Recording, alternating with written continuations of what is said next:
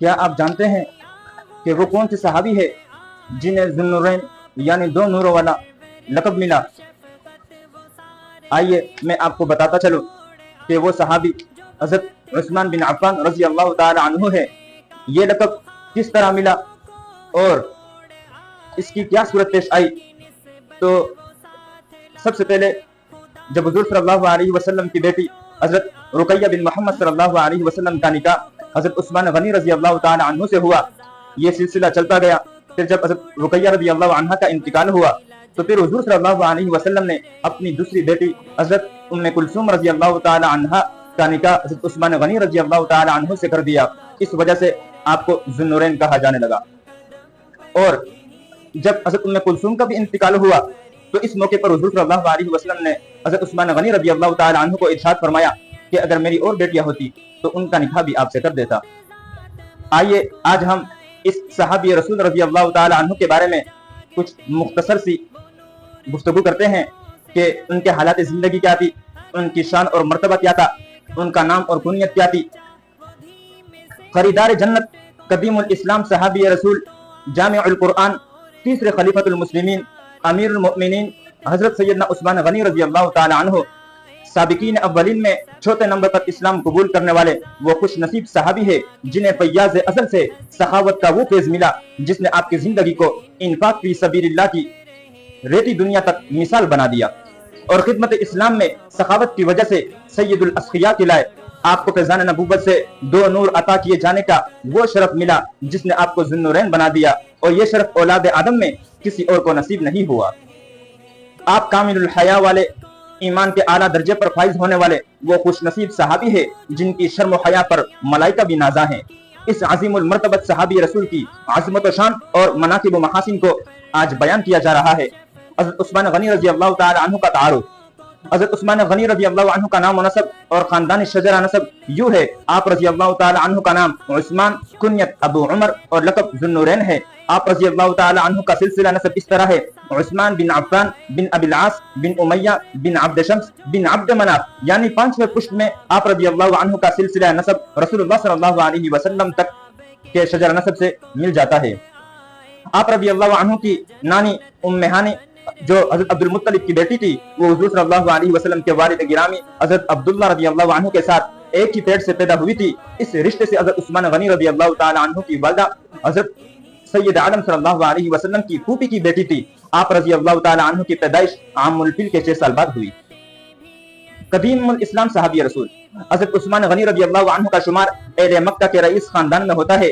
آپ کو خاندانی وجاہت کے علاوہ مال و دولت کے لحاظ سے بھی برتری حاصل تھی۔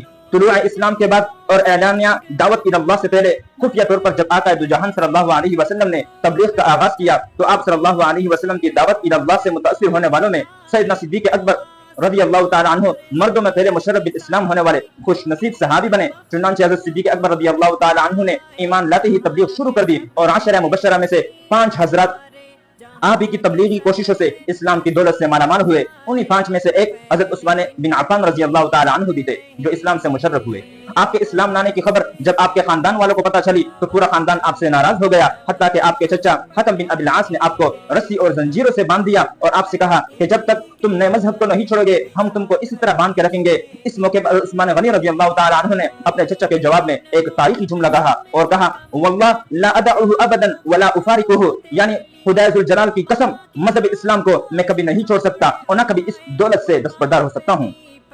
میرے جسم کے ٹکڑے ٹکڑے کر ڈالو یہ تو ہو سکتا ہے، مگر میرے دل سے دین اسلام نکل جائے یہ ہرگز نہیں ہو سکتا۔ حاتم بن ابی العاص نے جب اس طرح آپ رضی اللہ عنہ کا استقلال دیکھا تو مجبور ہو کر آپ کو رہا کر دیا۔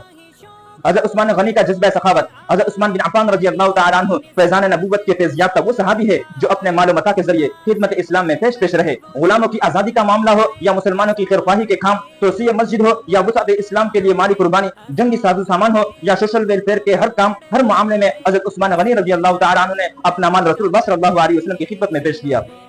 चुनांचे मक्का से मदीने की तरफ हिजरत के बाद जब मुसलमानों को पानी की किल्लत का सामना करना पड़ा, इस वक्त मदीना में कबीला बनु गफ्फार के एक शख्स की मिल्कियत में रूमा नामी एक कुआं था। यह शख्स एक मुद के बदले में पानी का मशकीजा बेचता था। आप सल्लल्लाहु अलैहि वसल्लम ने बि'r रूमा के मालिक से फरमाया कि मुझे ये चश्मा जन्नत के चश्मे के बदले बेच दो। मालिक के कुएं ने हुजूर सल्लल्लाहु अलैहि वसल्लम की इस पेशकश को कबूल करने की माजरत की। जब इस बात की इत्तला रसूलुल्लाह सल्लल्लाहु अलैहि वसल्लम के सहाबी जनाब सैयदना उस्मान गनी रज़ियल्लाहु तआला अन्हु को मालूम हुई तो आपने इस कुएं को खरीद कर बारगाह रिसालत में हाजिर दी और अर्ज किया, या रसूल अल्लाह, अगर मैं वो कुआं खरीदूं तो क्या आप मेरे साथ भी वैसा मामला करेंगे, यानी जन्नती चश्मे के बदले मुझसे कबूल फरमाएंगे? रहमत दो आलम सल्लल्लाहु अलैहि वसल्लम ने इरशाद फरमाया, बिल्कुल। और उस्मान गनी रज़ियल्लाहु तआला अन्हु ने अर्ज किया, या रसूल अल्लाह, मैंने वो कुआं खरीद कर तमाम मुसलमानों के लिए वक़्फ़ कर दिया है। 2 बार जन्नत खरीदी है हज़रत उस्मान गनी रज़ियल्लाहु तआला अन्हु ने। हज़रत उस्मान गनी रज़ियल्लाहु तआला अन्हु को ये एजाज हासिल है कि आपने रसूलुल्लाह सल्लल्लाहु अलैहि वसल्लम की इंफाक फी सबीलिल्लाह की तरगीब पर 2 बार जन्नत खरीदी। एक बार जबकि बीर रूमा को खरीदकर मुसलमानों के लिए वक़्फ़ कर दिया और दूसरी बार जब ग़ज़वा तबूक के मौके पर रसूलुल्लाह सल्लल्लाहु अलैहि वसल्लम ने जंग की तैयारी का ऐलान किया। ये वो वक्त था जब मुसलमानों के पास जंगी सामान की बहुत ज्यादा किल्लत थी और माली हालत भी मुस्तहकम न थी। दरहकीकत मदीना में कहत पड़ा हुआ था, लोग दरख्तों के पत्ते खाकर गुजारा कर रहे थे, इसलिए इस ग़ज़वे को जैश उसरा यानी तंगस्ती का लश्कर कहा जाता है। इस अहम मौके पर हज़रत उस्मान गनी रज़ियल्लाहु तआला अन्हु ने 30,000 फौज के 1/3 अखराजात की जिम्मेदारी ले ली।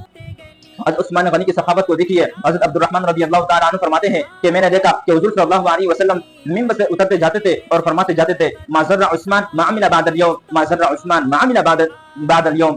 यानी एक ही जुमले को हुज़ूर सल्लल्लाहु अलैहि वसल्लम ने 2 बार फरमाया। इस जुमले का मतलब ये था कि अब उस्मान को वो अमल कोई नुकसान नहीं पहुंचाएगा जो इसके बाद वो करेंगे। उस्मान गनी का इत्तिबाए रसूल देखें। अमीरुल मोमिनीन हज़रत सैयदना उस्मान गनी रज़ियल्लाहु तआला अन्हु जबरदस्त आशिक रसूल बल्कि इश्क़ मुस्तफ़ा का आमदानी नमूना थे। अपने अक़वाल अफ़आल में महबूब रब्बिल जुल जलाल सल्लल्लाहु अलैहि वसल्लम की सुन्नतें और अदाए खूब अपनाया करते थे। चुनांचे आइए आपके सामने हम 2 वाक़यात जिक्र करते हैं। चुनांचे एक दिन हज़रत उस्मान गनी रज़ियल्लाहु तआला अन्हु ने मस्जिद के दरवाजे पर बैठकर बकरी की दस्ती का गोश्त मंगवाया और खाया और बगैर ताज़ा वुज़ू किए नमाज अदा की। फिर फरमाया कि रसूलुल्लाह सल्लल्लाहु अलैहि वसल्लम ने भी इसी जगह बैठकर यही खाया था और इसी तरह किया था। दूसरा वाक़या, हज़रत उस्मान गनी रज़ियल्लाहु तआला अन्हु एक बार वुज़ू करते हुए मुस्कुराने लगे। लोगों ने वजह पूछी तो फरमाने लगे कि मैंने एक मरतबा सरकार दो आलम सल्लल्लाहु अलैहि वसल्लम को इसी जगह पर वुज़ू फरमाने के बाद मुस्कुराते हुए देखा था। ये थी हुज़ूर सल्लल्लाहु अलैहि वसल्लम से मोहब्बत। खलीफतुल मुस्लिमीन उस्मान बिन अफ़्फ़ान की आप शान देखिए। हज़रत उस्मान गनी रज़ियल्लाहु तआला अन्हु की आज़मत व शान, रिफ़अत व मकान, बुलंदी मरातिब, फ़ज़ाइल कमालात, मकाम व मर्तबा के बारे में मुअर्रिख़ीन ने अपनी किताबों में बहुत कुछ लिखा है, लेकिन जो फ़ज़ाइल अहादीस में आप रज़ियल्लाहु अन्हु के बारे में वारिद हुए हैं उन्हीं पर इत्तिफ़ा करते हुए चंद फ़रामीन रसूल सल्लल्लाहु अलैहि वसल्लम पेश किए जाते हैं। तिरमिज़ी शरीफ और इब्न माजा में आयशा रज़ियल्लाहु तआला अन्हा से रिवायत है कि नबी करीम सल्लल्लाहु अलैहि वसल्लम ने एक रोज हज़रत उस्मान गनी रज़ियल्लाहु तआला अन्हु से फरमाया कि ए उस्मान, खुदा तआला तुझको एक कमीज पहनाएगा, यानी खिलाफत से सरफराज फरमाएगा। फिर अगर लोग इस कमीज के उतारने का तुझसे मुतालबा करे तो इसकी ख्वाहिश पर उस कमीज को मत उतारना, यानी खिलाफत नहीं छोड़ना। इसलिए जिस रोज उनको शहीद कर दिया गया इस मौके पर उन्होंने फरमाया कि हुज़ूर सल्लल्लाहु अलैहि वसल्लम ने मुझसे खिलाफत के बारे में वसीयत फरमाई थी, इसलिए मैं इस वसीयत पर कायम हूँ और जो कुछ मुझ पर बीत रही है इस पर सब्र कर रहा हूँ।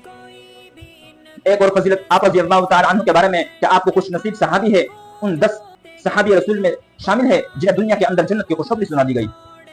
एक और फजीलत आपके बारे में यह है कि एक मरतबा हुज़ूर सल्लल्लाहु अलैहि वसल्लम उहद पहाड़ की तरफ चलने लगे। आप सल्लल्लाहु अलैहि वसल्लम के साथ हज़रत अबू बकर सिद्दीक़ रज़ियल्लाहु तआला अन्हु भी थे, हज़रत उमर फारूक रज़ियल्लाहु तआला अन्हु भी थे, हज़रत उस्मान गनी रज़ियल्लाहु तआला अन्हु भी थे।